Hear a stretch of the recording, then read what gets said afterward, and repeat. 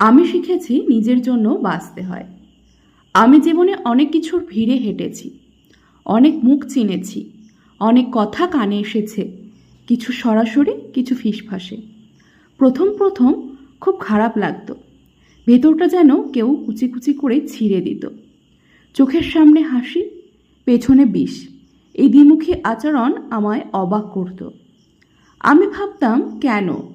আমি তো কারোর ক্ষতি করিনি, আমি তো সবাইকে আপন ভেবেছিলাম।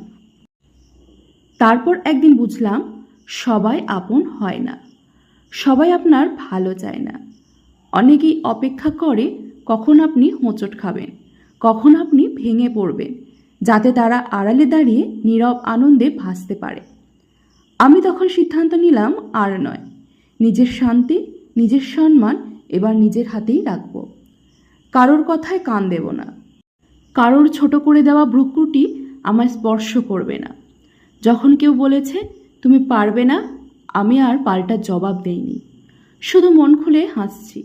কারণ আমি জানি তারা আমার গল্পের লেখক নয়, আমার গল্প আমি নিজেই লিখব।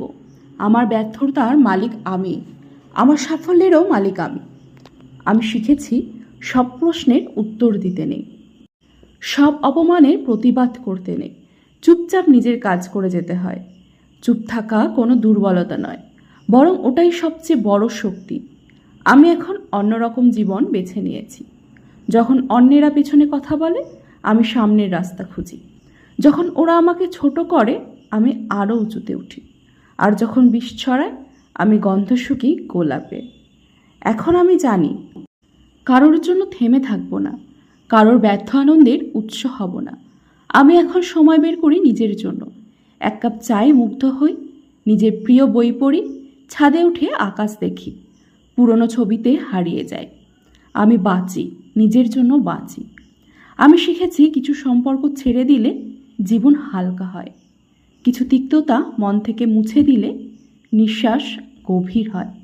সবাইকে সাথে নিয়ে চলা যায় না, এটা মেনে নিতে হয়।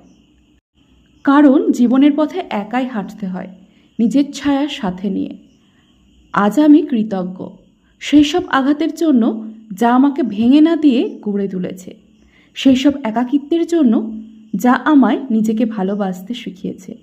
আমি এখন জানি, আমি কারোর প্রমাণ নই, আমি কারোর গল্প নই, আমি নিজের গল্প, নিজের সৃষ্টি, নিজের শক্তি।